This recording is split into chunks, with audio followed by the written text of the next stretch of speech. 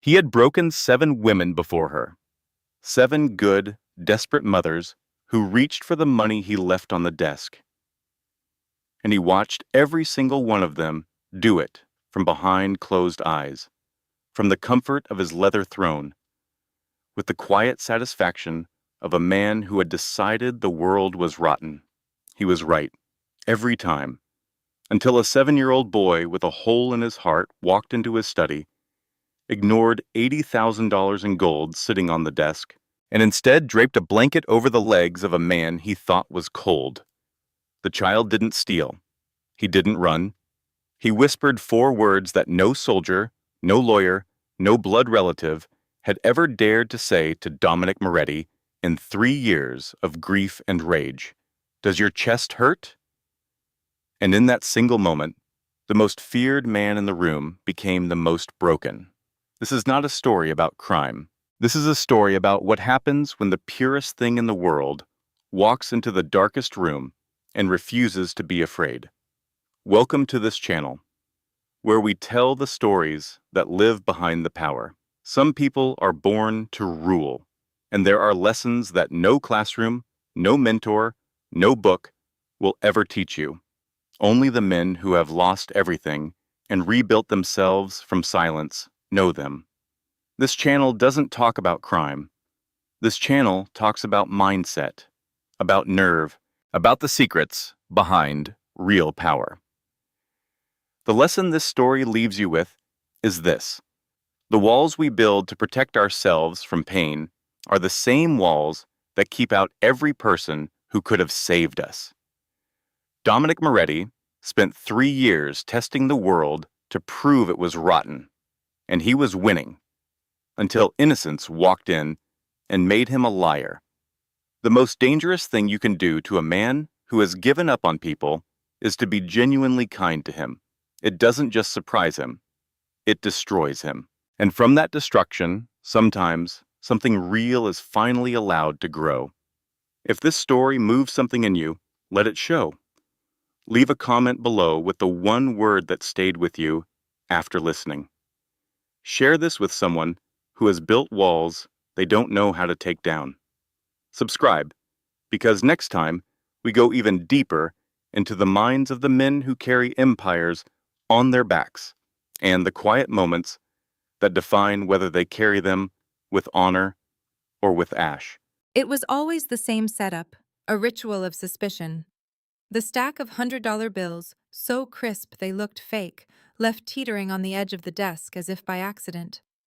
Beside it, the watch, a vulgar piece of gold that gleamed under the lamplight, a prize for someone who thought they were cleverer than the rest. He believed you could measure a person's soul by what they reached for, greed or ambition.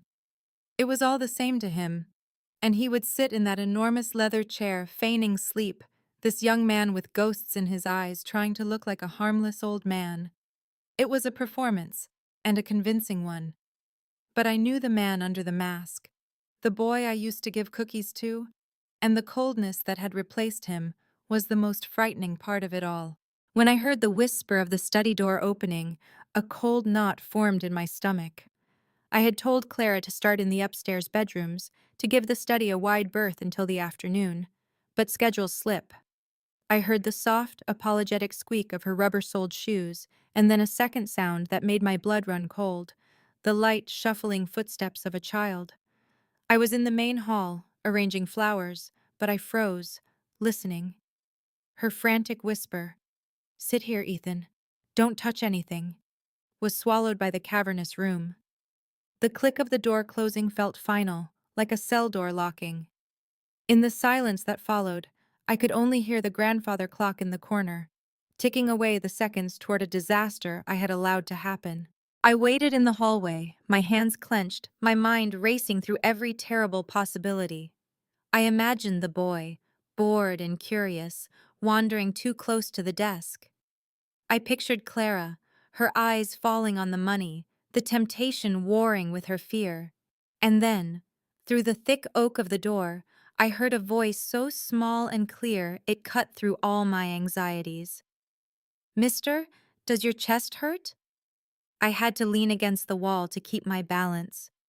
In all my years, I had never heard anyone address Mr. Moretti with such simple, guileless concern. Not his men, not his business partners, certainly not me.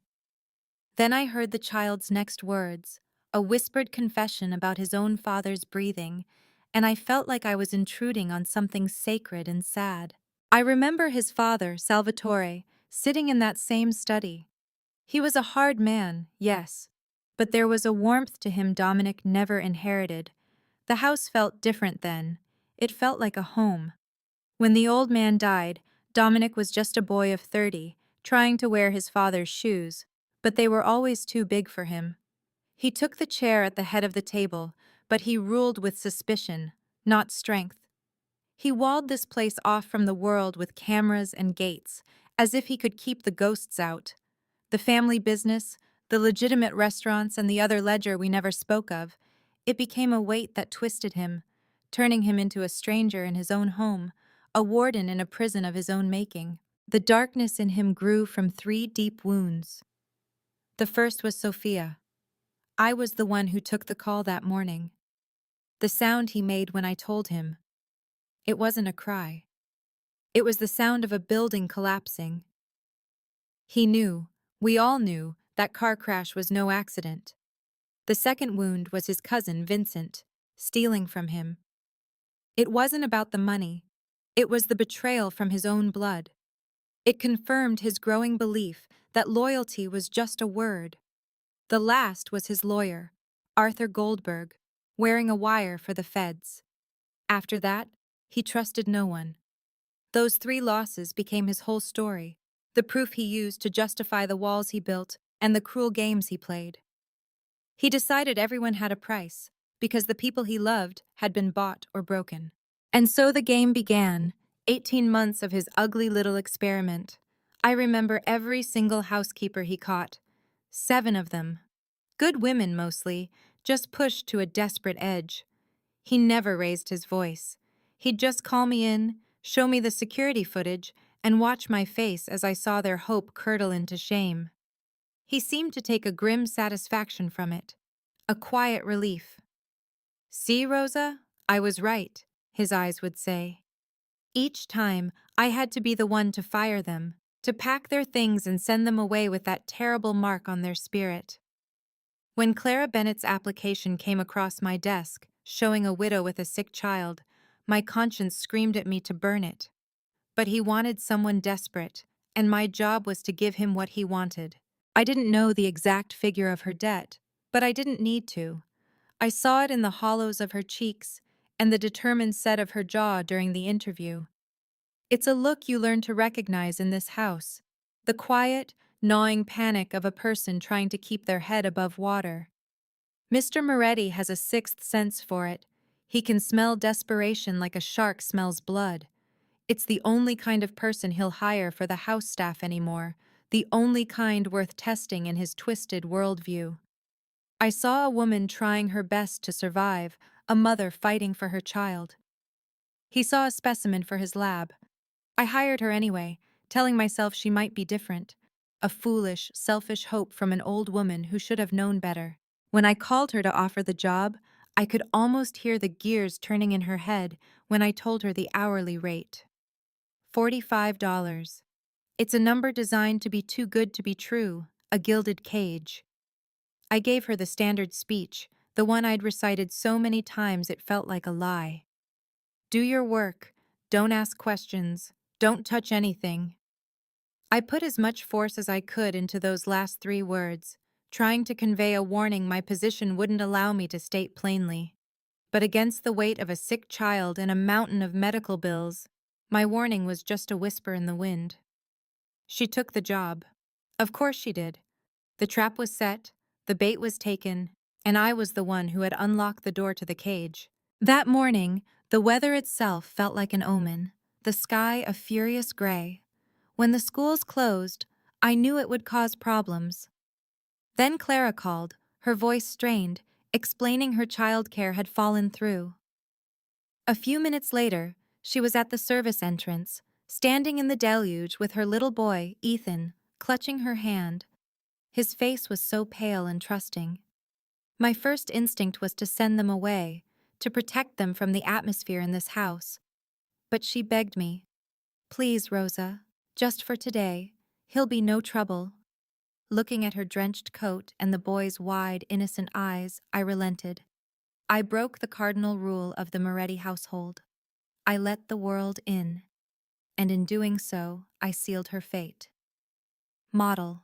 I remember that Sunday morning, the air thick with rain and regret, even before the day truly began. I saw Clara from my window, her face pale, holding her little boy Ethan's hand so tightly her knuckles were white. I knew where she was going. Rosa, the head housekeeper at the Moretti estate, and a woman from my parish, had told me things, whispers over coffee about the master of the house. "Mr. Moretti doesn't like children," she'd said, the words heavy with a history I didn't dare ask about. Not since Mrs. Sophia. I should have said something to Clara. Anything. But what? I was just a neighbor. And so I watched her go, a knot in my stomach. I found out later what she walked into, that she overheard Marco Russo, the man they called Moretti's shadow, on the phone, his voice a low rumble she wasn't meant to hear, confirming the boss was alone, that the new maid was there. The coldness she must have felt, I can only imagine.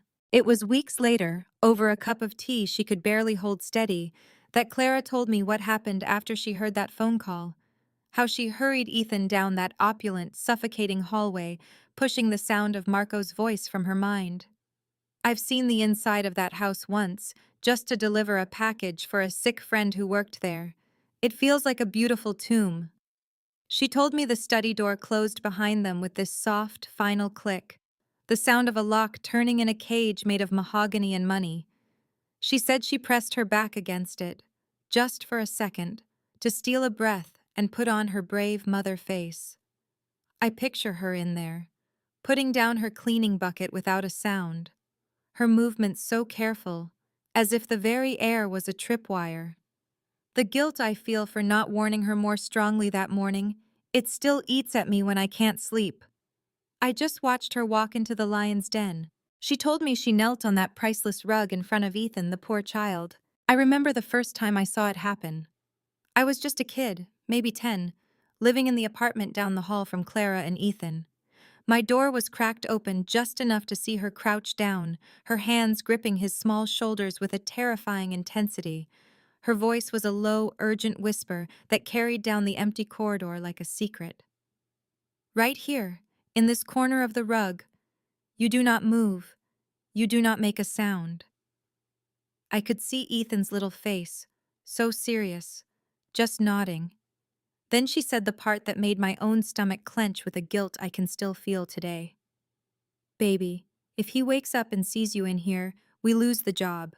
We lose the apartment. We can't pay for your heart medicine." I saw the understanding settle on that child's face, a look no kid should ever have to wear. She kissed him, and then she was gone, leaving him alone with the man in the chair. And I just stood there, behind my door, a silent accomplice. Through the gap, I watched Ethan. I should have closed my door, minded my own business, but I couldn't. He didn't cry or try to follow her. He just sat, a small, still figure in that enormous, intimidating room. From my angle, I could see the polished globe shining under the lamp, the huge desk that looked like it could swallow a child whole.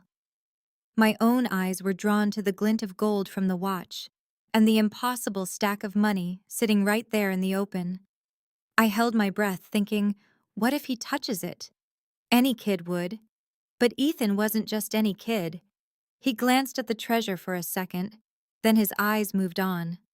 I knew, even then, that he was different. He was carrying the weight of his mother's sadness, the weariness I saw in her eyes every day in the laundry room. He wouldn't add to her burden. He was a good boy, too good for the situation he was in. His gaze drifted to the bookshelf, and I could almost feel his curiosity from across the hall. He was probably trying to make out the letters, just like I would have. Then he stopped, his attention fixed on a photograph in a silver frame. A woman with dark, curly hair, laughing. She looked kind. I remember hoping that looking at her picture brought him some comfort, some small sense of safety in that terrifyingly quiet room. And then, I saw his focus shift to the man in the armchair. At first, it was just a shape in the shadows, but I saw what Ethan saw: the slight tremor in the shoulder, the breathing that was just wrong. It wasn't the slow, even rhythm of sleep, it was shallow and sharp. I'd seen my grandpa breathe like that near the end. A cold knot formed in my gut. Something was terribly wrong, and that little boy was the only one in there to see it. I knew about Ethan's heart. Everyone in the building knew. We'd seen the ambulances, seen Clara's pale, haunted face during those awful weeks. A hole in his heart, she'd told my mom once, her voice breaking. They called it a ventricular septal defect, a clinical, sterile name for something so terrifyingly fragile. I couldn't imagine what it was like for him, for them, going through surgeries, and I see us. I'd had my tonsils out and thought I was the bravest kid on the planet. Ethan had faced down his own mortality before he even knew how to spell the word. He knew what hospital stillness sounded like, what the beeping of machines meant. He wasn't scared of a sleeping man, because he had already seen things that were truly scary. My fear was for him, a child in a room with a powerful, potentially dangerous man. His concern, I was starting to realize, was for the man himself. I remembered something my own dad told me once, after I got into a fight with a kid at school who was always mean. People who are hurting yell the loudest, he'd said. Instead of getting mad, try to figure out where they hurt. It was a lesson that had stuck with me. I thought about Ethan's father, David. I didn't know him well, but I remembered his kind, tired eyes. I remember how he'd sit with Ethan on the front stoop, just talking. His death had been so sudden, so cruel. It had hollowed Clara out, and it had made Ethan grow up in a single afternoon. That little boy had learned about pain in a way no child should. He understood that sometimes the scariest monsters are just people who are carrying an unbearable amount of hurt inside them. And from my hiding place, I saw that understanding click into place in his small body. What David had been through, what he'd left his son with, was a legacy of compassion. He'd taught Ethan not to be afraid of people, but to be aware of their pain. I think about that a lot, the promises we make to the people we lose. We carry them with us. For Ethan, that promise was a shield against fear. So when he sat there, watching that man in the chair, he wasn't seeing a mafia boss or a threat. He was seeing the man from the hospital bed next to him, the one who yelled at the nurses because he was hurting. He was seeing his own father in those last difficult days. He was seeing pain, and his father's last words were likely echoing in his head. And me? I was just seeing a little boy in a dangerous room, my hands sweating on the doorknob, too cowardly to do a single thing about it. I was afraid for him, but he wasn't afraid for himself. Then he moved. He uncurled himself from the floor with a silence that was almost supernatural, a skill learned in hospital rooms where sleep was precious and easily broken. He didn't even glance at the money or the watch on the desk. All the things that would have tempted any other person, adult or child, meant nothing to him. His path was direct, straight to the armchair. I watched, my heart in my throat, as he crossed that vast expanse of rug and stood beside the sleeping man. He was so small, so fragile next to that imposing figure. He just stood there for a moment, observing, not with the curiosity of a child, but with the focused calm of a doctor. He was looking at the man's hand, at the tension in his knuckles. He was diagnosing the pain. And I realized I wasn't just watching a boy. I was watching his father's lesson come to life. He reached out. My breath caught in my chest. A small, warm hand settled on top of the man's larger, scarred one. "Mister," he whispered, a sound so soft I barely heard it from the hallway. "Does your chest hurt?" In that moment, the entire world seemed to go silent. I expected the man, Dominic Moretti, to jolt awake, to yell, to do something terrifying. But nothing happened. There was just this profound stillness. I saw the man's chest, even from a distance, give a tiny, almost imperceptible shudder. It wasn't a movement of surprise, but something else, something deeper. It was as if that little boy's touch had reached past the armor and found a part of him that was still human, a part that could still feel. And in my gut, I felt a shift. The fear I had for Ethan began to mix with a strange, burgeoning sense of awe. I waited, expecting the man to open his eyes, to reveal the whole thing was a test, but he remained perfectly still, his breathing controlled. He was playing a game, I realized, a cold, calculated game of deception. He was waiting for the trick, the angle. He probably thought the mother had put him up to it, a new way to pick a pocket. My stomach soured with disgust. This man couldn't see the genuine kindness being offered to him. Then, I saw Ethan withdraw his hand. He wasn't discouraged. He just moved away, his sneakers making a soft, shuffling sound. The man must have risked a peek then, because I saw his head move just a fraction. He probably thought the boy was heading for the desk now, for the money. But Ethan walked right past it, heading for the sofa on the other side of the room. He was going for the blanket. I saw him struggle with the heavy lamb's wool throw. It was bigger than he was, a clumsy, oatmeal-colored beast of a blanket. He gathered it in his fists and dragged it back across the room with a singular, focused purpose. He was slow, careful, moving with an almost ceremonial gravity. I could feel the man in the chair watching him through slitted eyes, his cold analysis probably short-circuiting with confusion. The boy wasn't stealing, he was serving. He draped the blanket over the man's legs, his small hands patting and smoothing the edges with intense concentration, tucking it in just so. Then I heard him whisper, more to himself than anyone else. "Mommy says when people are hurting, you have to keep them warm. Daddy got cold too." And that's when I had to lean my head against my doorframe, because the simple, profound goodness of that child was more than I could bear to watch in silence. I remember the silence of that house more than anything. It was a heavy, expensive silence that swallowed the sound of my own breathing. I was 2 rooms away, on my hands and knees scrubbing a marble floor that was already cleaner than anything I owned, but my mind wasn't on the work. My mind was in the study with my son, Ethan. I could picture him in there, this tiny little boy with his too thin neck and that haircut I gave him myself, all crooked at the back. I imagined him standing near that enormous mahogany desk, a desk so polished you could see your own worried face in it. And on that desk, I knew Mr. Moretti had left that stack of $100 bills, just sitting there, practically begging for a child's curiosity. My own heart was pounding, a frantic little bird against my ribs, just thinking about it. I squeezed the sponge, the cold water seeping into my gloves, and tried to push the thoughts away. But they kept coming. I pictured that watch, the one Rosa, the head housekeeper, had warned me about. "Rose gold," she'd said, "worth more than our apartment building." I could just see it glowing under the lamplight, a siren's call to a 7-year-old's eyes. But then I thought of Ethan, my Ethan. I thought of his quiet, careful nature. And I thought of the one thing that was truly his, the one thing of immense value in our world. I imagined him reaching into his little pocket, not for the money, but for that orange plastic bottle, the one that held the tiny pills that kept his own heart beating steady. The idea of him offering his own lifeline to that cold, sleeping man in the chair made a lump form in my throat.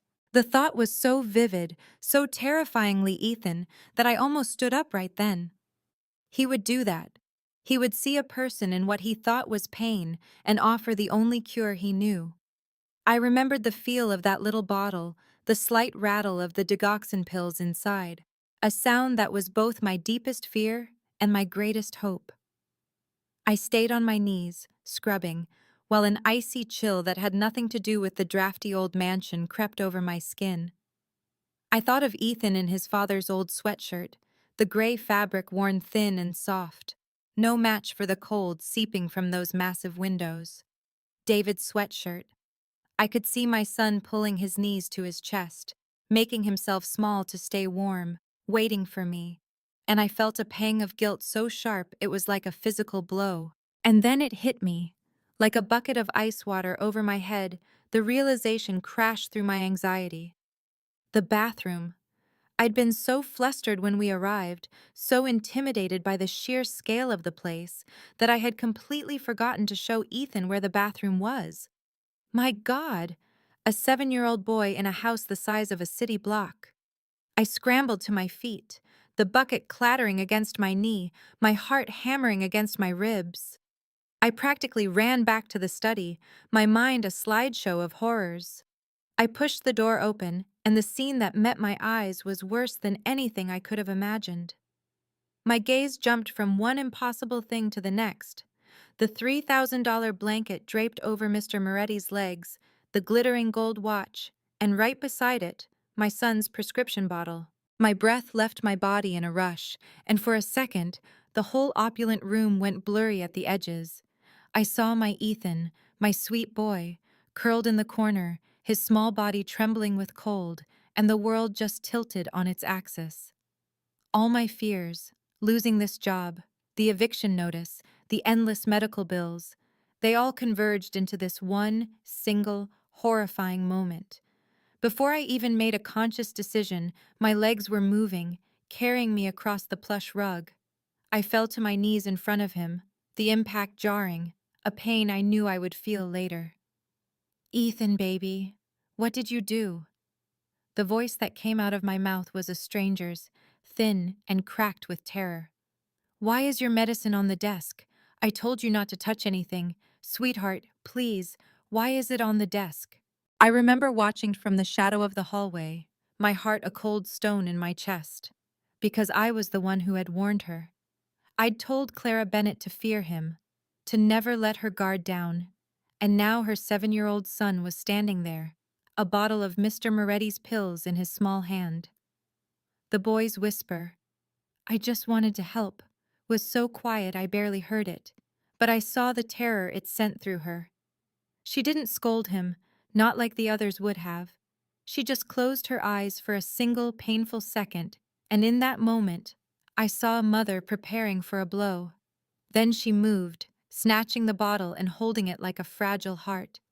She turned to Mr. Moretti, still feigning sleep in that damned armchair, and she went to her knees. I've seen people beg before, but this was different. This was a woman dismantling herself piece by piece, offering up her pride to save her child from a mess she believed was all her fault. I held my breath, waiting for the explosion. For 2 years, I'd watched him test every person I brought into this house, and I knew the script. The cold dismissal, the quiet rage that was worse than any shouting. But when Dominic Moretti opened his eyes, it wasn't with that familiar fire. It was slow, heavy, like a man waking from a nightmare that had lasted years. He didn't even look at Clara's pleading face. His eyes, they went straight to that little orange bottle she was clutching. And his voice, God, I hadn't heard that voice since before Sophia passed. It was cracked, rusted shut. "Give it back to him, Clara," he said, and the words just hung there in the air, completely wrong. "Let him take his medicine. He's cold." My own hands started to shake. I didn't understand. I had prepared her for a monster, but the man speaking sounded broken. She stayed on her knees, frozen.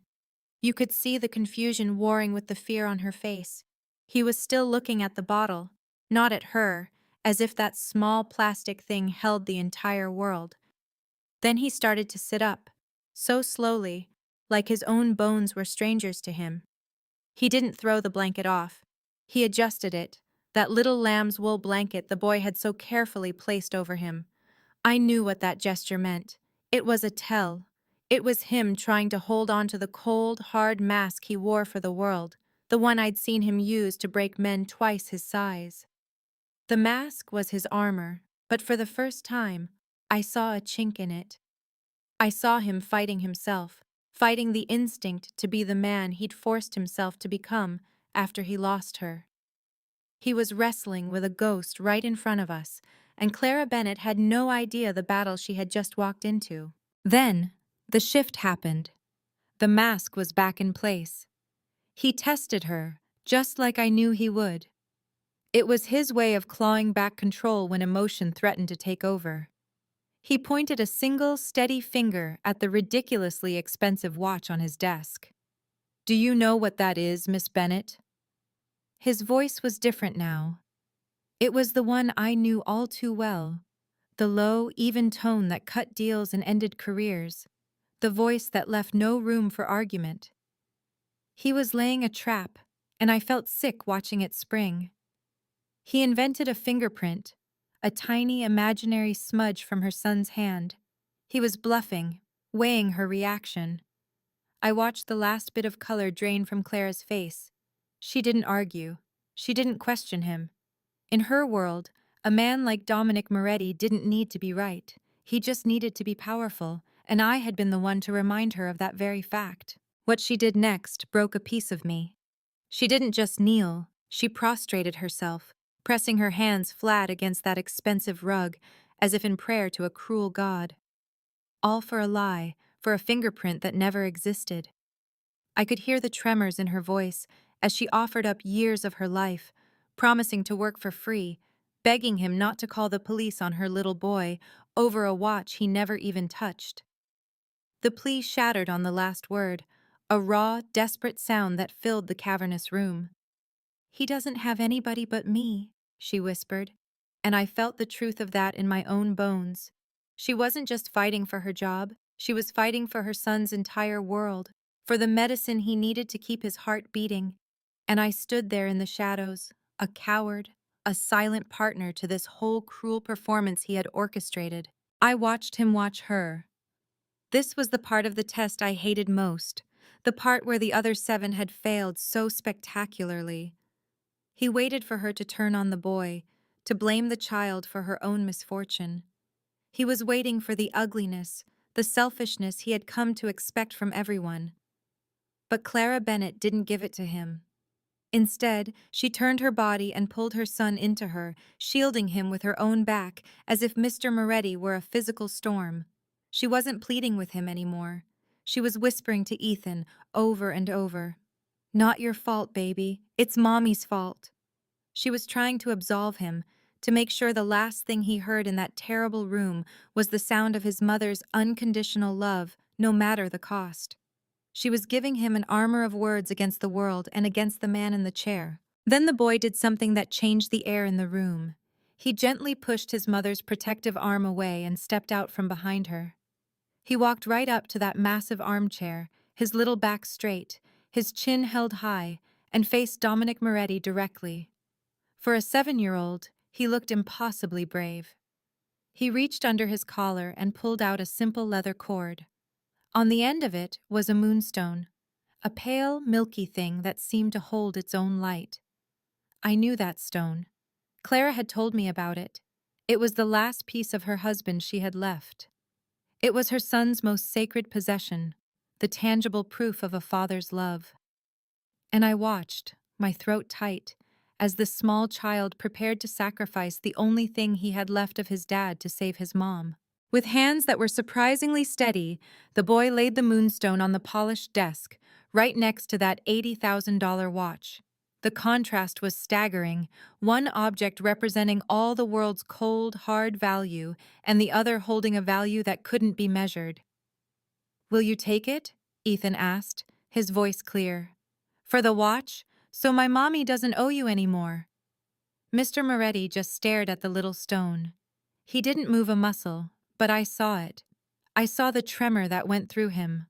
That little stone, glowing under the lamp, it wasn't just a rock on a cord anymore. It was a memory. I knew, as sure as I was standing there, that he was no longer seeing the boy or the desk. He was seeing Sophia. He was seeing a ghost from a time when he, too, believed in things that couldn't be bought. I saw his composure finally break. He turned his face toward the fire, hiding from us, hiding from the memory that small boy had just unlocked. He sat like a statue for what felt like an eternity, one hand clenched on the armrest, the other lost in the blanket, fighting a war inside himself that had been dormant for 3 long years. The sound of the rain was the only thing that moved in the room. When he finally turned back, the mask was gone. The hardness in his eyes had been replaced by a deep, hollowed-out sorrow. His voice was quiet, stripped bare of all its power. "Clara, stand up, please. Come sit in that chair." It wasn't an order. It was a request, maybe even a plea, a truce. I watched her rise, uncertain, and lead her son to the chair opposite him, a new, fragile quiet settling over the room. He took a breath that seemed to come from the very bottom of his soul. "I wasn't asleep," he confessed, and the words landed with the weight of a final judgment on himself and on me. He looked right at Clara, but I felt his words were for me, too. He told her everything. He told her about the 7 housekeepers before her, the ones I had hired and then had to fire. He told her about the money he left on the desk, the watch placed just so, the little traps he set, time and time again. He admitted that he had been testing every single person who walked through that door, waiting for them to prove his darkest assumptions about the world right. He was confessing to 2 years of bitter, lonely cruelty, and I had stood by and let it happen. I had been his gatekeeper, his accomplice in misery, and shame washed over me, hot and sickening. He just stared up at me with those wide, innocent eyes, completely devoid of the guilt I was frantically searching for. He was confused by my panic, and that somehow made it worse. It was Mr. Moretti's voice that broke the spell, a low rumble from the armchair that made me flinch. He told me about the others, the staff he'd set traps for, the ones who failed his silent, cruel tests of character. He said he fired them all, and my blood ran cold. "I needed them to be exactly what I thought they were," he admitted, and his words hung in the air, thick with a kind of poison. I held my son tighter, my own anger and fear melting away into a profound, bone-deep weariness. I looked at this powerful, broken man and asked the only thing that seemed to matter. "You don't trust anybody anymore, do you, Mr. Moretti?" The question seemed to land like a physical blow. The mask of indifference he wore finally cracked, and he looked smaller, older. He started talking, and the story that spilled out of him was one of such profound loss, it stole the air from my lungs. He spoke of his wife, Sophia, pregnant with their first child. He described the accident in Red Hook, the stolen plates, the kind of senseless tragedy that leaves a permanent hole in the world. I, who knew grief as a constant companion, felt a terrible echo of his pain. Then he told me about the betrayals that followed, a cousin, his own blood, stealing millions, a lawyer he'd trusted for years recording their conversations. He was showing me the pieces of his shattered faith in humanity, laying them out one by one in the quiet, firelit room. "After Sophia, I built a wall," he said, his voice barely a whisper, and I knew exactly what he meant. I had my own walls, though mine were built of unpaid bills and hospital waiting rooms. He spoke of being trapped inside a prison of his own making for 3 long years. Then he looked at Ethan, who was pressed so tightly against my side, and his voice was thick with a new, raw emotion. "Your son just handed a stranger his heart medication," he said. The words hit me with the force of a revelation. He saw it not as a transgression, but as an act of impossible grace. A 7-year-old with a hole in his heart gave me his pills because he thought I was in pain. He looked right at me. "I had decided people like that did not exist anymore, and your boy walked into my study in wet sneakers and made me a liar." He stood up then, and for the first time, I saw the man behind the myth. He wasn't just a rich recluse. He was a man built of sorrow, moving with a heavy grace. He walked to the desk, but he ignored the money and the watch. Instead, he picked up that simple leather cord with the moonstone, the one I'd seen him touch before. He held it with such reverence, such unexpected gentleness. He came back around the chair and knelt. He actually got down on one knee in front of my son. The sight of it, this feared man kneeling before my little boy in his worn-out sweatshirt, was so surreal, I thought I might be dreaming. He gently slipped the necklace over Ethan's head, his large fingers careful as they settled the stone against my son's chest. "You keep this," he said, his voice low and steady. It was your father's. My mind snagged on his words. My father's? I looked at the checkbook in his hand as he stood at the desk, the pen hovering over the paper. The scratching sound it made was the only noise in the room. He tore the check out with a clean, decisive rip and walked it over to me. My fingers were trembling so much I could barely take it from him. I looked down, and the number made no sense. $340,000. It was an impossible figure, a number from another planet. And then I saw the memo line, written in a clear, strong hand. For Mr. David Bennett, paid in full. The breath caught in my throat. A single, choked sound escaped me before I could ask the question burning in my mind. How? I finally whispered. How could you possibly know? His answer was simple, devastating, and somehow an act of mercy. Your background file, he said, his voice flat. I know everything. I remember the sound of his voice from where I was polishing the West Wing door frames. It wasn't the voice I was used to hearing from Mr. Moretti, that low, quiet rumble that meant business. This was different. Softer, but with a kind of ragged edge, like something breaking. He was offering her a check, a huge amount, and Clara, her hands trembling, pushed it back. I saw her through the gap in the door. She was so small and so fierce, saying he didn't owe them a thing. He just left the check there, his gaze drifting to the little boy, Ethan, who was clutching that strange white stone on his sweatshirt. That's when I understood. It wasn't about the money. It was about what the boy had done, offering his own medicine to a stranger. It was a debt Mr. Moretti felt in his soul, and he was trying to pay it the only way he knew how. He laid it all out like a business deal, but his voice was shaking. I'd never heard him talk so much, not in all my months working here. He called it a contract, not charity.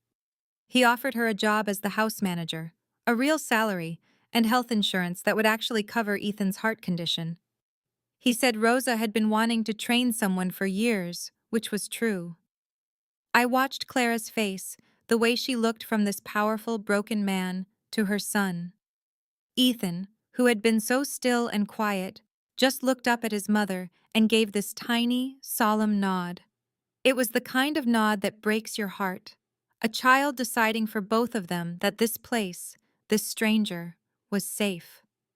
And in that moment, seeing her whisper, "Okay," through her tears, I felt this awful mix of hope and dread coiling in my stomach. I knew their lives had just changed forever. I was supposed to be gone by then. My shift was over. But I stayed, hidden in the shadows of the corridor. I had a bad feeling, the kind that makes the hair on your arms stand up. That's when I saw him. Marco Russo. He was leaning against the wall, so still you wouldn't even notice him if you weren't looking. But I was looking. He'd been listening to the whole thing. He pulled out his phone, and his thumbs moved so fast, tapping out a message. I couldn't see the words, but I saw the look on his face. It was the look of a predator that had just found a crack in the armor of its prey. A few months went by, and for a while, it felt like I was wrong. The house started to feel alive again. Rosa, God bless her, tied back all the heavy drapes, letting sunlight pour into rooms that had been dark for years. Real light. The best change was the room on the second floor. Ethan's room. I was the one who cleaned it, so I saw it all happen. He chose the color himself, a deep, beautiful blue he called space blue. The painter left a whole galaxy on the ceiling, so perfect you could get lost in it. I saw Mr. Moretti, a man who never assembled anything, sit on the floor with a manual and put together a massive telescope for him. He was so patient with the little screws. And Clara, she wasn't our coworker anymore. She became the house manager, with her own office and a salary that made my head spin. For a while it was like a fairy tale. A broken king, a brave mother, and a little boy who was finally safe. But I never forgot the look on Marco Russo's face that day. I saw him watching them sometimes, from a distance, and that smile of his never, ever reached his eyes. I remember the first crack. Not in the house, but in her. Clara. She'd gotten the mail, and I saw her through the pantry door, staring at a little plastic card. Her son's insurance card. It made it official, I guess, that this was home. She didn't go to her room. She just sank onto the closed lid of the kitchen trash can, her floral apron still tied around her waist, and she cried. Not loud, just a silent, steady leaking of all the fear she'd been holding in. I stayed hidden, polishing a silver fork that didn't need polishing. I watched Rosa teach her everything: the vendors, the wine cellar, the impossible silver count. But the espresso machine, that was different. That was his mother's. It was a ghost on a shelf, untouched for years. When he brought it down for her, my breath caught in my throat. He told her stories about the scratches, stories I know for a fact he never even told his late wife Sophia. And I knew, right then, that this was more than a job. It was something dangerous. The Friday pasta nights felt like a fragile truce with the ghosts in that house. I'd set 3 places at the kitchen island because the dining room was still Sophia's territory, cold and silent. This one Friday, I was clearing plates when Ethan, with pasta on his chin, started explaining the solar system. He got to Mercury and mixed it up with a video game character. The sound that came out of Dominic Moretti wasn't a chuckle. It was a laugh, a real, booming laugh that came from his shoes and shook the whole room. It had been 3 years. We all froze. It was so sudden, so alien, it felt like it had broken something. Clara covered her mouth, her eyes wide with shock, and something that looked like hope. The boy just beamed, happy to be the source of the miracle. Later, I saw him go back downstairs, after he was supposed to be in bed, holding a drawing. I pretended to be busy, but I watched every move. I was in the shadows of the pantry when Ethan held up the crayon drawing. A man, a woman, a boy, and a cat. "That's your family, Nick," he said, so simply. "Children see things so clearly, don't they?" Mr. Moretti stared at it for what felt like an hour. His face gave nothing away. Then he walked to that giant, stainless steel refrigerator. For 9 months, the only thing on that door was a small white card with an FBI agent's number on it. A reminder, he once told Tony, of who he was and who was watching him. He took a little pizza magnet and pinned the child's drawing right next to that card. A crayon family next to a federal threat. A declaration of war and a prayer for peace, all on a refrigerator door. My stomach went cold. I knew what it meant to put a target on something. He had just put a target on his own heart. I didn't know about the meeting in Red Hook, of course. I didn't see Marco Russo slide an envelope of photographs across a checkered tablecloth to a man in an expensive coat. But I knew Marco. I saw the way his eyes followed Clara when she wasn't looking, the way he watched Ethan playing in the garden. It wasn't the look of a loyal soldier. It was the look of an appraiser, a wolf. I saw him take phone calls by the back gate, his voice a low murmur that always made the hairs on my arms stand up. I would turn away, wipe down a counter, tell myself it wasn't my place. But silence is a choice. My silence felt like a betrayal every single day, a heavy cloak I couldn't take off. I knew Mr. Moretti was no fool, but even the sharpest eye can't see the rot that grows from the inside out. And Marco was on the inside. The tension in the house pulled taut over the next 3 weeks. It started with a phone call about a shipment in New Jersey. Mr. Moretti's voice on the phone was dangerously calm, which was always worse than when he yelled. The loss was huge. Then, a few days later, he got a call after midnight. I was up getting a glass of water and saw his face in the light of the hallway. It was gray, like ash. The next morning, I read in the paper that a bookmaker named Giuseppe Lanza had been killed in a steakhouse parking lot. I remembered him. He always sent a ham at Christmas. I saw the paperwork for the meeting on Mr. Moretti's desk later, arranged by Marco. And then, the call about the apartment in Brooklyn. 3 strikes. And every time, I'd seen Marco's signature on the documents. I saw the pattern, clear as day. But who was I to say anything? Just a girl who cleaned the house? The final blow came on a Sunday. The courier he sent to the Brooklyn apartment came back looking like he'd aged 10 years in 2 hours. He was pale and shaking, and I heard him stammering to Mr. Moretti in the hall. Door kicked in, safe cut open with a torch. I was supposed to be dusting the credenza, but I was frozen, listening to the foundation of our world crumble. 3 disasters in 3 weeks, each one chipping away at the fortress Mr. Moretti had built. And in the center of it all was Marco Russo's name, on the shipping manifests, on the meeting arrangements, on the property lease. Later that afternoon, I heard Mr. Moretti in his study, his voice low and hard, repeating the name to Tony Greco. Marco, Marco, Marco. Each time he said it, it felt like a nail being hammered into a coffin. I just kept dusting, my silence my sin.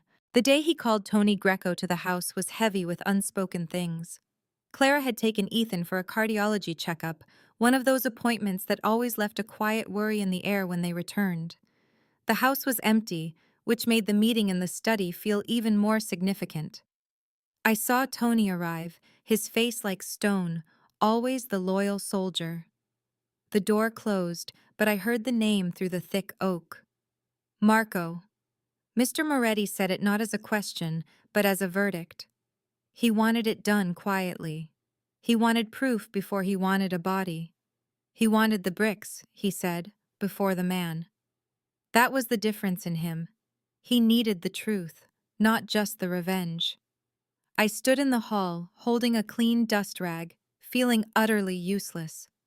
The truth was right there, in the pit of my stomach, but I didn't have the courage to speak it. I knew why he hesitated. We all knew the story of the pier in Sunset Park. It was a legend in this house, whispered among the staff. How Marco, just a kid really, had thrown himself in front of Mr. Moretti and taken a bullet meant for his spine.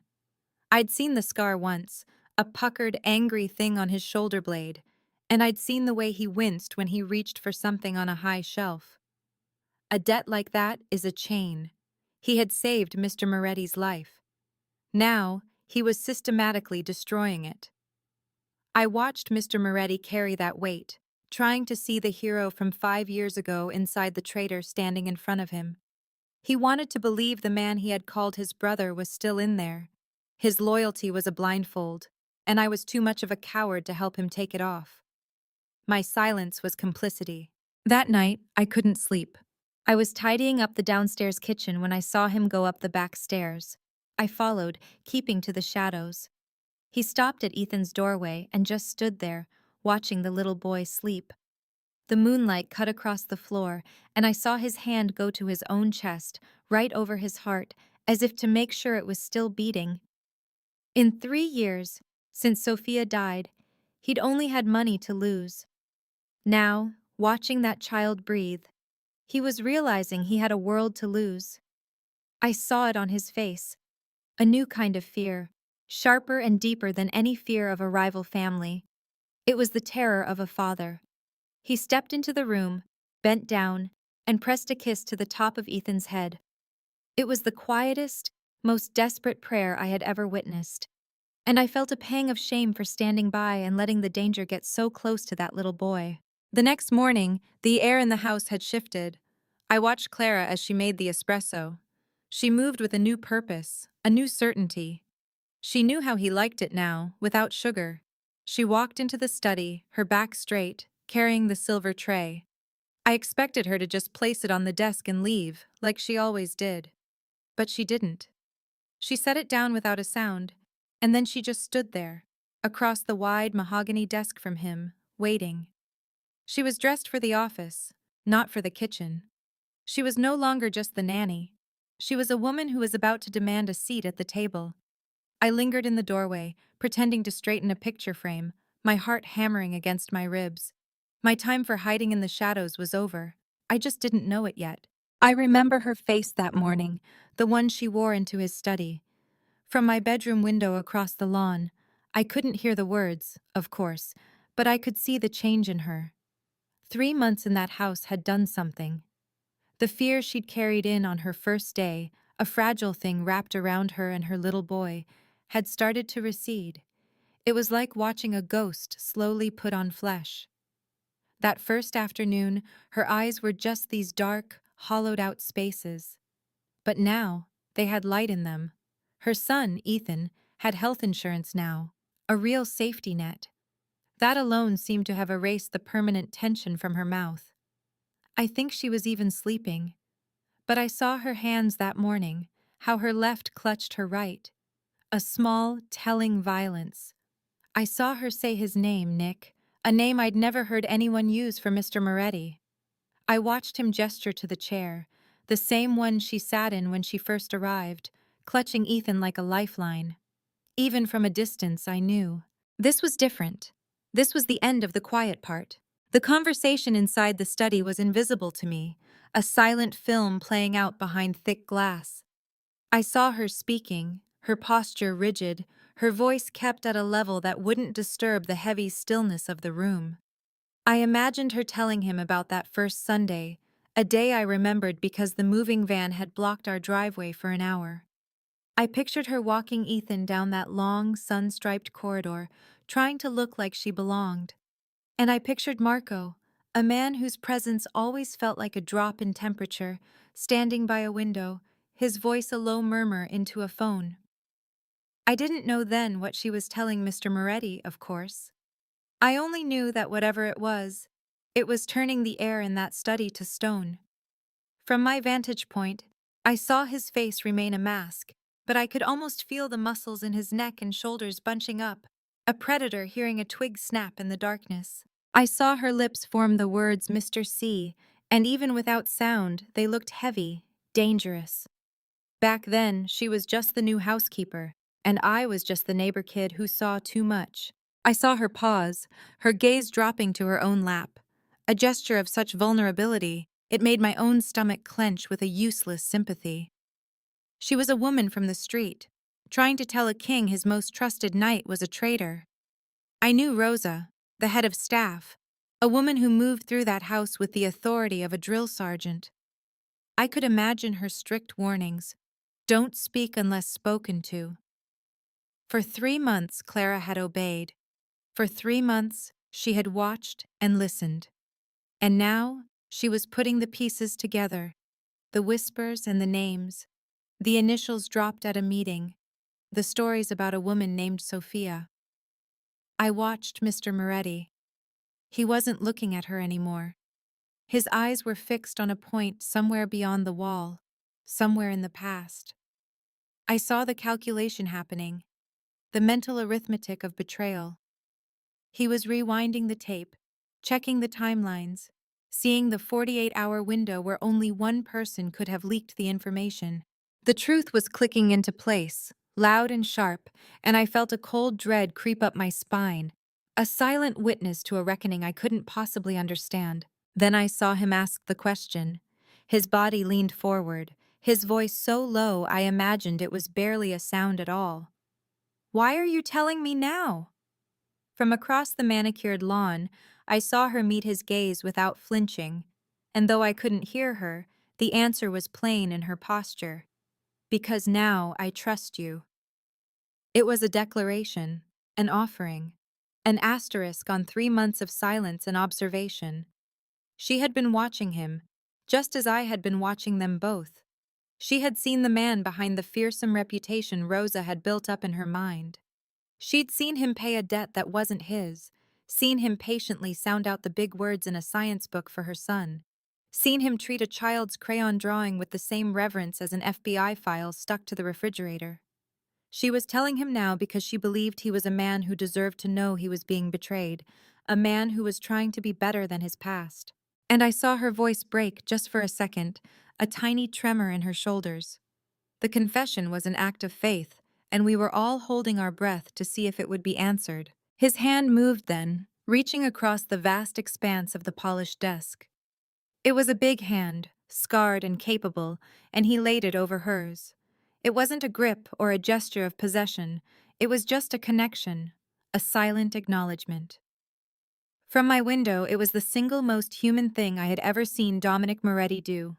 It was the first time I'd seen him touch a woman with any kind of gentleness in the 3 years since his wife had died. It lasted only a moment, 2 heartbeats at most, before he pulled his hand back and the space between them returned. And then his entire demeanor shifted. The warmth vanished, replaced by the cool, hard focus of the man they called the boss. His instructions were inaudible, but his tone was clear even through the glass. Decisions were being made, plans were being set in motion. He was telling her to pack, to get her son ready for a secret trip to a safe house in New Canaan. He was sending them away so he could handle the problem, so he could handle Marco. I think back on it now and my stomach just turns to ice. While she was confessing in the study, Marco Russo already knew everything. He had been listening for weeks. I'd seen him late one night, fiddling with something up on a stepladder near the bookshelves in the study, and I just assumed he was fixing a loose piece of trim or changing a bulb. How could I have known he was planting a bug? A tiny microphone that would broadcast every secret whispered in that room to a server in Queens. He'd paid some kid thousands for it, telling himself it was just an insurance policy. But it wasn't. It was a weapon. That morning, I'd seen his sedan parked a few blocks away, just sitting there. I figured he was waiting for a call. But he was in that car, with the engine running, listening to the compressed audio file on his phone. He heard every single word of her confession. He heard his own betrayal laid bare. He heard the verdict passed down in Mr. Moretti's quiet, final tone. He heard the plan. He heard Clara's trembling voice repeating what she'd overheard him say. "I'll keep you posted, Mr. C." And then he heard Mr. Moretti's voice, calm and deadly, telling her to pack a bag for a trip to New Canaan, telling her that Tony would be the one to drive them. He knew he had been discovered, and he knew he had only hours before it was all over. I imagine him sitting in that car, the defroster blasting against the cold morning glass, the world narrowing down to the voice in his ear. He didn't panic. He just made a call from a burner phone. 4 words were all it took. "It has to be tonight." By 11 that night, the rain was coming down in sheets, a relentless, miserable downpour that turned our street into a dark river. I was up late, watching the storm, when I saw them. 4 shapes, dark and indistinct, coming over the back wall of the estate, right in the blind spot between the 2 cameras. I told myself it was security. It had to be. But my heart started pounding anyway. They moved across the lawn like wolves. They moved toward the back of the house, to the service door by the kitchen, and it just opened for them. Marco had left it unlocked. I couldn't see into the kitchen from my angle, but I saw the pantry light flick on, a small, warm square of yellow in the darkness. It was Rosa. She was probably getting Ethan a cup of tea to help him sleep, a little act of kindness before their trip. She must have seen them the second the light came on. I think I heard something, a muffled thump, but the rain was so loud it could have been anything. The pantry light went out. The house was dark again, except for the upstairs windows. 2 of the men stayed below. The other 2, their shapes even more menacing now, started up the back stairs. My hand was on my phone. I should have called 911 right then. I should have screamed. But I was frozen, a 16-year-old kid watching a horror movie, telling myself it wasn't real, that I was imagining things, that any second the real security guards would show up and it would all be a misunderstanding. From my vantage point, I could see directly into the upstairs hallway. I saw Clara come to the doorway of Ethan's room. She was just folding a sweater into a duffel bag on his bed. I saw her freeze, sensing something was wrong. She put her hand on the door jamb, about to call out, and then the first man was on her. He came around the corner so fast, a shadow detaching from other shadows, and he already had the cloth ready in his hand. She tried to scream her son's name. I could see her mouth open, but the cloth was already over her face. Her head hit the door frame with a sickening little bounce that I felt more than saw. Then her body just went limp, sliding down the wall as he held her up. She was gone before she even hit the floor. It all happened in maybe 3 seconds. 3 seconds where I did nothing. I just stood at my own window, a mile of rain and fear and manicured lawn between us, and watched a mother get taken down right outside her child's room. Ethan was on his bed, cross-legged, a book about Jupiter open in his lap. He looked up at the sound, his face a perfect picture of childhood innocence about to be shattered. He saw his mother just disappear from the doorway. He didn't scream. That's the part that haunts me the most. He was so quiet. This little boy who'd been through more than any kid should, he knew this was one of those moments you don't scream. He moved instantly, sliding off the other side of the bed, a tiny blur of motion heading for the bay window where he kept his telescope. But he was never going to make it. A gloved hand shot out from behind him, hooking him around the chest and lifting him right off his feet. He kicked and fought, his little sock-clad feet making no sound, doing no damage. Another hand, another sweet-smelling cloth. He held his breath. I could see his chest puff out, fighting it for as long as his small lungs could. Then, just as his body went slack, another figure stepped into the doorway. A big man in a dark suit. The light from the hallway caught the gold on his pinky finger, and it flashed once, a signal fire burning an image into my brain forever. I was in the linen closet at the end of the second-floor hall when it happened. I was just folding towels, listening to the rain against the windows. Then I heard Ethan's little voice, so soft and confused. "Uncle Marco? Where are you taking me?" My blood went cold. I peeked through the crack in the door and saw it. Marco Russo had Ethan by the arm, and his face, it was a mask. For just a second, I saw something else there, something human and old. But then it was gone, replaced by a cold, fake smile. "Going to meet some new friends, kid," he said. Then another man came, and they had Clara. They put a cloth over Ethan's face, and my heart just stopped. I couldn't breathe. I couldn't scream. I was frozen, watching them carry Clara and her boy down the back stairs like they were sacks of flour, and I did nothing. I stayed hidden, shaking so hard I thought my teeth would shatter. I saw everything from my hiding place. Mr. Moretti was 41 miles away. I knew that. He'd left with Tony hours ago for a meeting at that seafood place in Brooklyn. They were dealing with Marco, I'd heard the whispers. A quiet plan, they'd said. No bullets, just cutting him off, stripping him of his power. But Marco wasn't waiting. He was acting.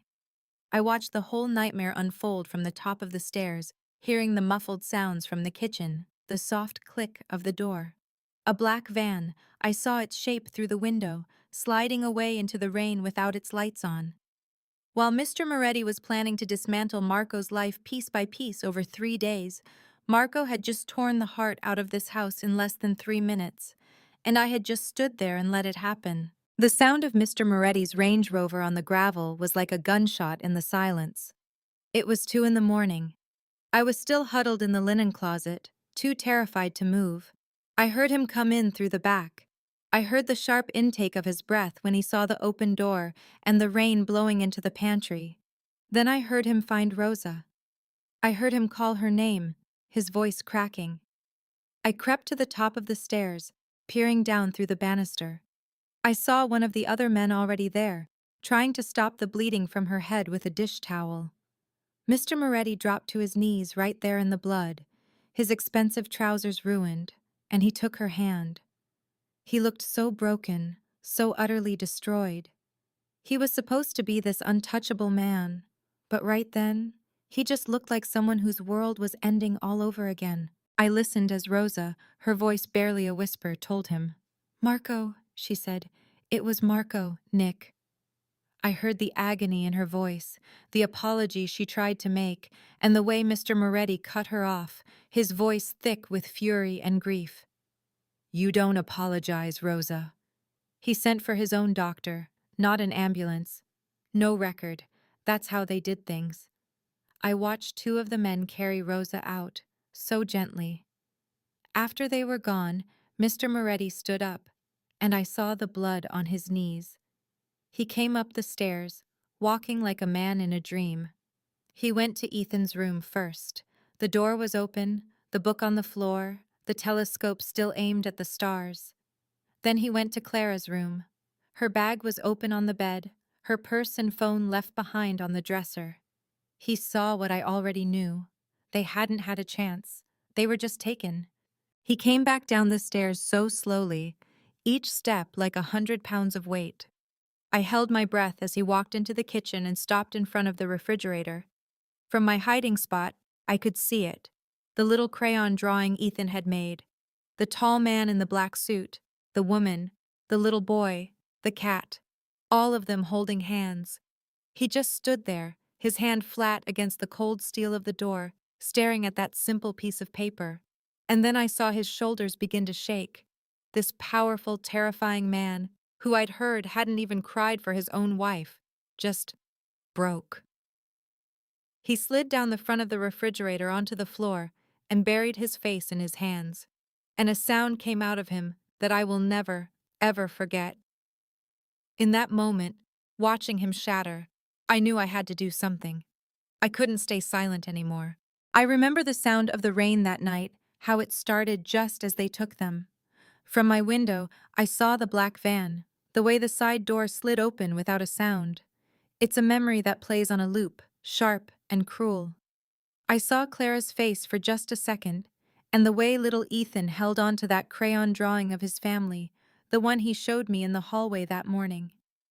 I did nothing. I just stood there, hidden behind my own curtains, a coward. Later, I heard what happened to her husband, Dominic. I can only imagine him finding the empty apartment, the drawing left on the floor, his whole world ripped out from under him while I was upstairs, too scared to even dial a phone. That sound they said he made, it's the sound I deserved to make, the sound of my own guilt. All night, I listened to the storm, and it felt like the whole world was weeping for them, for my failure. Every car that passed on the street below sounded like that van coming back.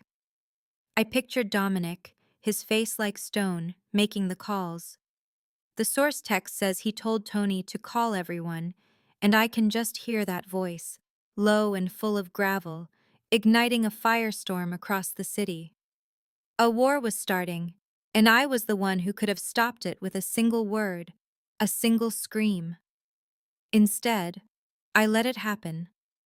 I let them go to Red Hook. My silence was a betrayal, not just of a neighbor, but of that little boy who trusted the world to be safe, who thought the monsters only came out in his storybooks. I couldn't sleep.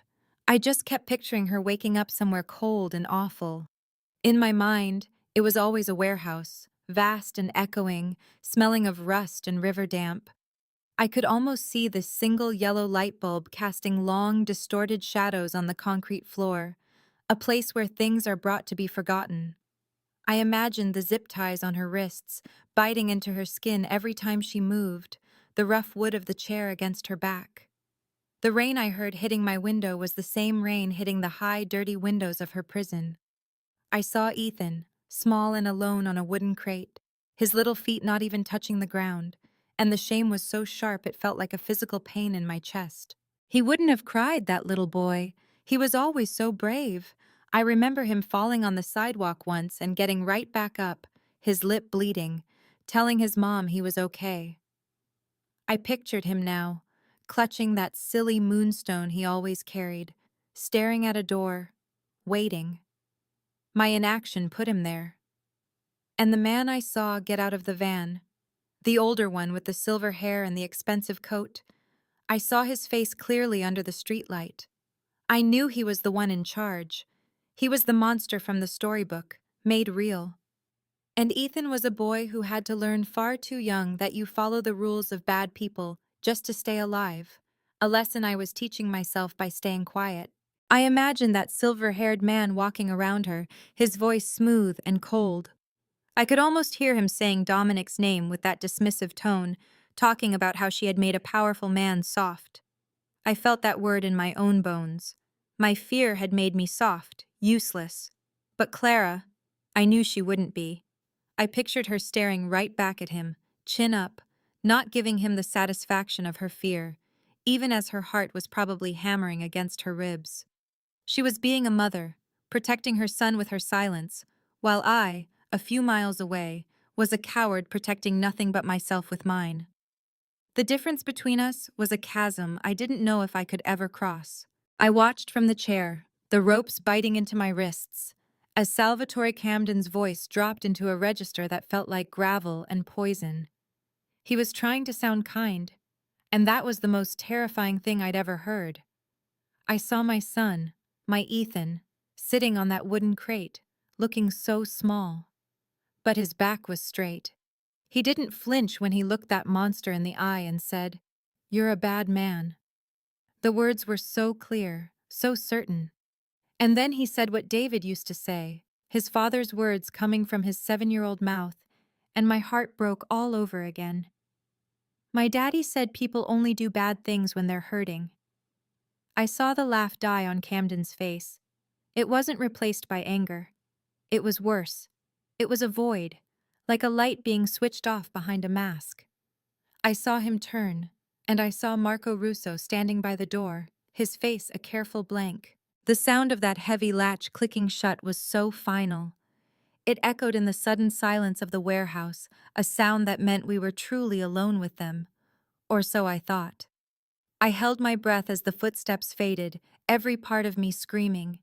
Then I saw Ethan slide off the crate, his little socks making no sound on the dusty concrete. He walked right over to me, his face set with a determination that belonged on a grown man. He put his little hand on my wrists, over the ropes that held me, and I felt the warmth of his skin, a single point of life in the cold. In his other hand, he was still clutching the moonstone I gave him for his birthday. My eyes filled with tears I couldn't wipe away. "Mommy, don't be scared," he whispered, and it was his father's voice, an echo from a hospital room years ago, a promise I wasn't sure any of us could keep. His voice trembled for just a second when he mentioned the operating room, the time he'd been so brave, so small and alone. But he steadied it, for me. "We're going to be still here, okay?" he promised, his little face so earnest. I couldn't hold it together anymore. My composure just shattered. I let my forehead rest against his, the only touch I could manage. My hands were useless behind my back, so he lifted the sleeve of his sweatshirt, David's old gray sweatshirt that was 3 sizes too big for him, and so gently, so carefully, he wiped my tears away. In that moment, the world reversed. The child I had spent every moment trying to protect was now protecting me. And just then, a sound from outside cut through the stillness, the distant rumble of engines where there should have been none. I heard them before I saw anything. 3 vehicles, not loud, but moving with a purpose that made the air in the warehouse feel tight and thin. Headlights flashed for a second against the high, grimy windows, gone as quickly as they appeared. I couldn't know who it was. My first thought was more of Camden's men, a shift change, and a fresh wave of despair washed over me. But this felt different. It was too quiet, too organized. The normal city sounds were gone, replaced by this waiting silence. I could smell the salt from the channel, and the old oil soaked into the ground outside. I looked at Ethan, who was now pressed against my legs, his eyes wide and fixed on the side door. Hope is a dangerous thing in a place like this, a flicker of light that can blind you right before the end. I tried to push it down, but it was there, a frantic pulse in my throat. The world exploded in noise. 2 shotgun blasts, so loud they vibrated through the concrete floor and up into the legs of my chair. I flinched, trying to curl myself around Ethan, even though I was bound. Then came the horrible, shrieking groan of the main roll-up door being forced open. Shouts, a man's voice cut short by the crack of a gunshot. Then more, a burst of automatic fire, but controlled, disciplined. Not a wild spray, but measured shots. Pop, pop, pop. It wasn't chaos. It was an invasion.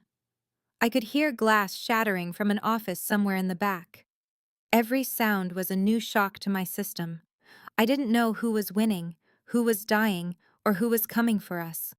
I just knew that the violent stillness had been broken, and I held on to my son, whispering prayers into his hair. More gunshots, closer now, in the hallway just outside our door. Muffled shouts, the heavy thud of a body hitting the floor. I braced myself, my heart hammering against my ribs so hard I thought it would break. Who was going to come through that door? My mind couldn't supply an answer. Then the door frame shuddered as something heavy slammed into it. I squeezed my eyes shut for a second. When I opened them, Dominic Moretti was kicking his way into the room. The latch splintered, the door flew open, and he was there. Just for a second, relief hit me so hard I couldn't breathe. It was him. He had come. His eyes found mine instantly, and in them I saw 1,000 things at once. Then I saw Tony Greco at his shoulder, rifle up, and I saw the bodies of Camden's men on the floor behind them. The relief lasted for a single heartbeat. Then I saw the movement from the corner of my eye. Marco. He'd been standing back in the shadows, and in the chaos, he moved. Before Dominic could take another step, before I could even scream, there was a nickel-plated pistol in Marco's hand, and the barrel was pressed against my son's temple.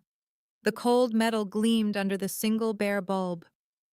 "Not another step, Nick," Marco's voice cracked, high and thin with panic. My blood ran cold. The world narrowed to that single point of contact, the gun, the fragile skin of my son's head. I saw Dominic freeze in the doorway, every muscle in his body rigid. Tony, beside him, went utterly still. The air, which had been filled with gunfire and shouting, was suddenly horribly silent. I watched Dominic's face, a face I had known my entire life, and I saw it change. The rescuer was gone. In his place was the man who had taken over his father's chair at 30, the widower who had stood beside a closed casket and made silent promises. His voice, when it came out, was flat and cold as stone. "Marco." He didn't raise it. He didn't have to. The history between them filled the room. "I treated you like a brother." He listed the things: the rent for Marco's mother in Palermo, the house for his wife, being there when his daughter was born. I remembered all of it. He was trying to find the man he knew inside the trader holding a gun to my son, but Marco's smile was a twisted, ugly thing. "Because Camden pays double, Nick," he spat out, his voice shaking, "and because you never treated me like an equal." Nobody breathed. The only sounds were the rain ticking against the glass high above us, and the slow, steady drip of water somewhere in the vast, dark warehouse. Marco's pistol was fused to Ethan's head, and I could see the tiny, almost imperceptible tremor in his wrist.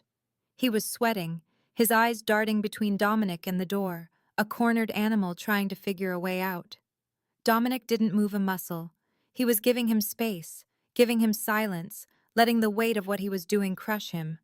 And his voice, when he spoke again, was almost gentle, which was 100 times more terrifying than if he had screamed. "I treated you like a brother. You just never knew it." I was frozen solid, a prisoner in the chair, a prisoner of this terrible, stretched-out second, watching a man I once trusted decide my son's life. Then I felt it. A tiny shift from Ethan beside my knee. A surge of pure animal panic went through me. I tried to send him a message with my eyes, a frantic, silent plea. "Don't move, baby. Please, please stay still." But when I looked at his face, he wasn't panicking. He was focused. He was thinking. The way he did right before the doctors took him into surgery when he was 5. And then I saw it. His little hand, moving with painstaking slowness toward the pocket of his pajama pants. My heart stopped. The pill bottle. His digoxin. The man who searched him had found it, rolled his eyes, and shoved it back. A child's prescription.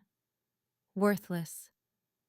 And in that sickening, horrifying moment of clarity, I realized what my brilliant, brave 7-year-old son was about to do. I was helpless, forced to watch. It was around 3 in the morning when I couldn't take it anymore. The guilt was a physical thing, choking me. I kept seeing Ethan's face, his small hand wrapped around that stone. I remembered something else too, a detail I'd pushed down. On the back of the van, caked in mud, was a sticker for a local shipping company, and I'd caught the first 3 letters of the license plate. It wasn't much. It was probably nothing. But it was something. My hand was shaking so badly I could barely unlock my phone. I found the number for the precinct, an anonymous tip line. My voice was a choked whisper when I told the dispatcher what I saw. It was a tiny act, a pebble tossed into an ocean of violence, but it was mine. I never knew for sure if my tip was the one that led them there, but about an hour later, the quiet of the neighborhood was broken by the distant sound of sirens heading toward the bridge. I heard whispers the next day, how Dominic's crew had moved like ghosts, taking the warehouse without a single life lost, except for the trader's loyalty. They said Tony, the underboss, had Clara and Ethan out of there in seconds, cutting the ties from her wrists with a blade that seemed to appear from nowhere. They said the old man, Camden, just dropped to his knees and gave up without a fight. He knew the rules of his world. He knew when he had lost. And I knew that I had finally done something right. The story that circulated later was that Dominic didn't kill the man who betrayed him, a guy named Marco. He just wounded him in the exact same spot where Marco had once taken a bullet for him years ago. A debt paid, they said. It was a strange kind of mercy, the kind I didn't understand but somehow respected. I still live with the shame of my silence that night. It will never fully go away. But when I see Ethan playing outside now, his mom watching from the steps, I know that my one small, terrified act of courage helped bring him home. I paid a small part of my own debt. We don't owe each other anything, maybe, but we're square. And for now, that's enough. I remember the sound of the sirens that night, not as a shock, but as a breath I'd been holding for months. From my small room above the kitchens, I'd heard everything. I'd heard Dominic on the phone setting this all in motion, his voice like chipped stone. I saw him before he left, saw the look in his eyes that wasn't about business anymore, it was about an ending. And I saw Marco, his face pale, trying to perform the part of the loyal soldier one last time. I've polished the silver in this house for 15 years, a silent ghost in the halls, and I knew what that final, raspy apology from Marco meant. It was the sound of a world breaking, a world I had quietly, complicity, served. My guilt is that I just kept polishing, kept my head down, pretending the blood wasn't seeping under the doors. When they returned, the flashing red and blue lights washed over the marble entryway, making the familiar portraits on the wall look like strangers.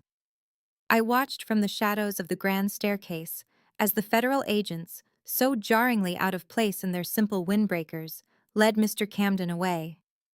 He still wore that crucifix, a profane piece of gold against the backdrop of his sins. They took Marco on a stretcher, and I felt a pang of something. Not pity, but a tired recognition of the cost of loyalty in this house. But my eyes were on Clara and the boy.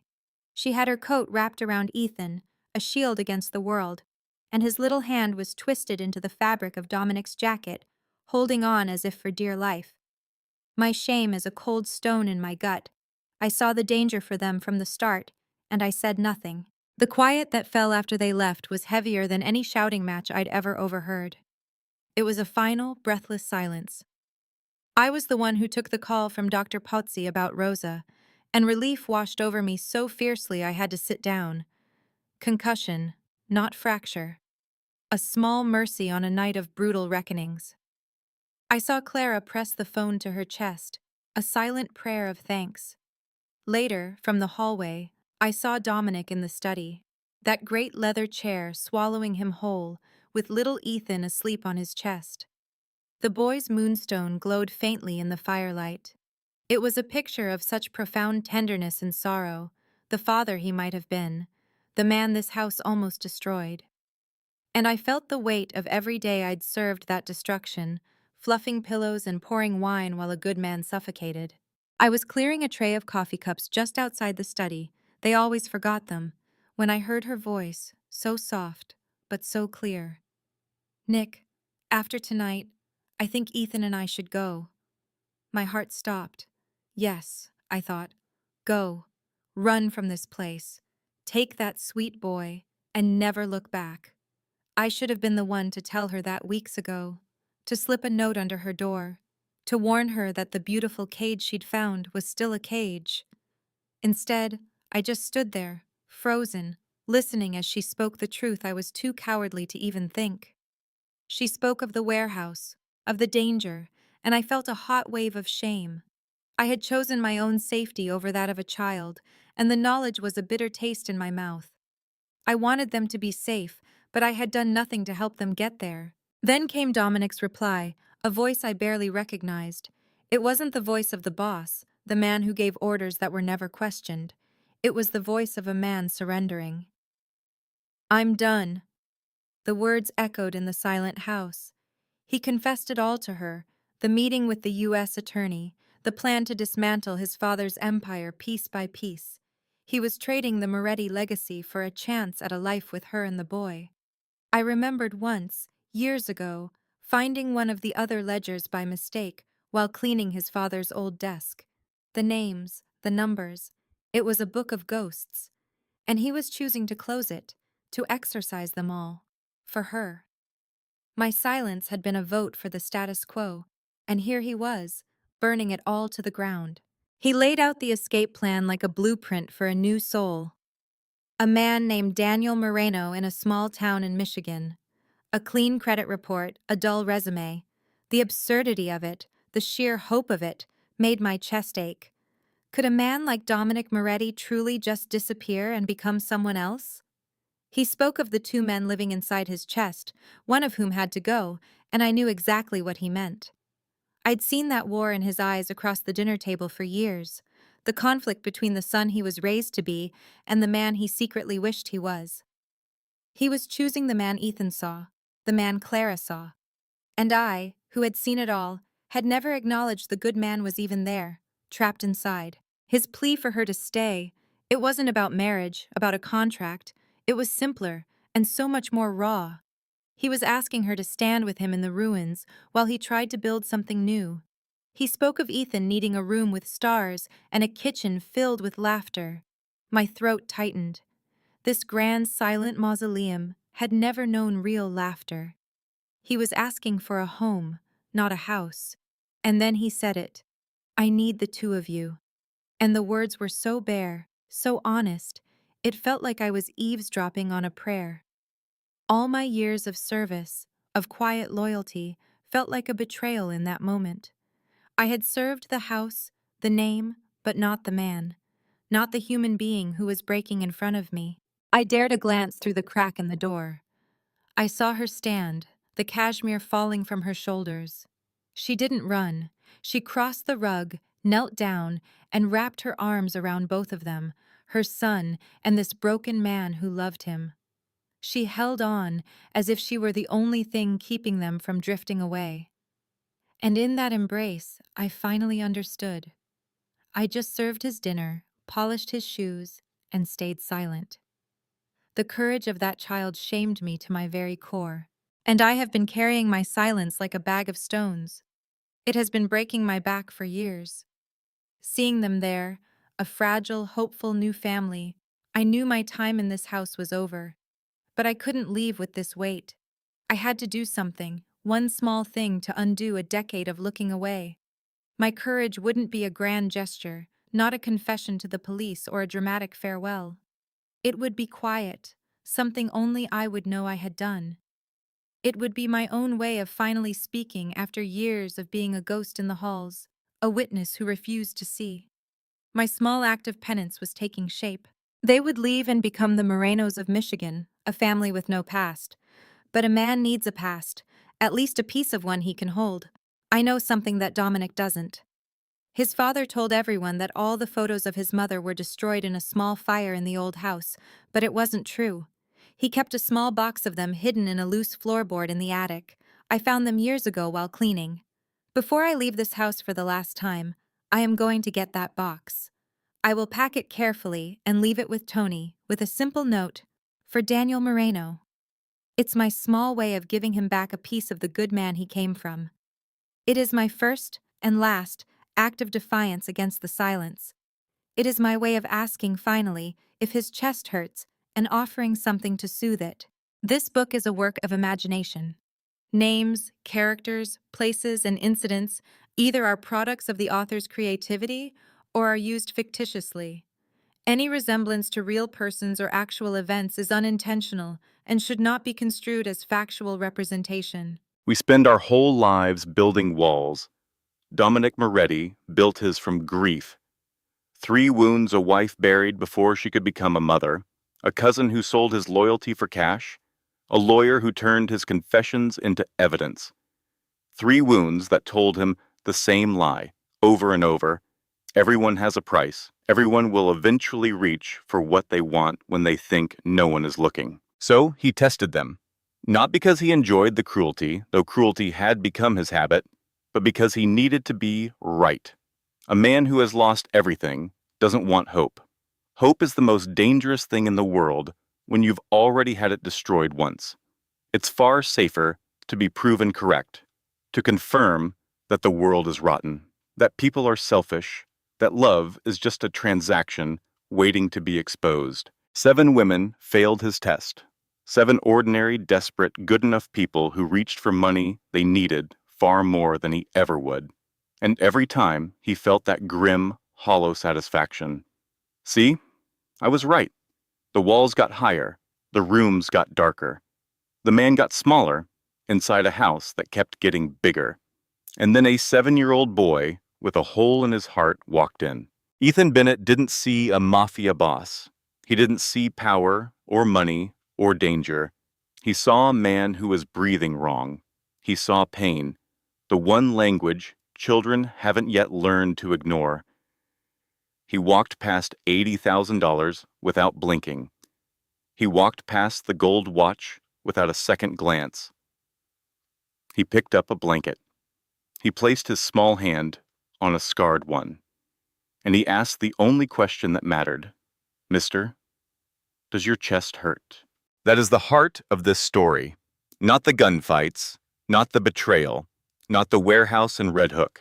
The real story is about what happens when radical, unconditional compassion walks into a room full of cynicism and refuses to be taught otherwise. Ethan's father, David, gave him a legacy not of wealth, but of awareness. People who are hurting yell the loudest. It is one of the simplest truths a parent can pass to a child, and yet most of us spend our adult lives unlearning it. We confuse the person slamming doors with someone who is dangerous, when really they are someone who is drowning. The lesson here is not that kindness always saves the day. It doesn't. Marco Russo proves that. Rosa proves that silence, even well-intentioned silence, is still a choice, and choices have consequences. The real lesson is this: the walls we build to protect ourselves from being hurt again are the very same walls that prevent us from being found. Dominic Moretti wasn't saved by a soldier, or a strategy, or a show of force. He was saved by a boy in wet sneakers who simply refused to be afraid of his pain. And maybe that is the bravest thing any of us can do. For someone else, or for ourselves, ask if their chest hurts, and mean it.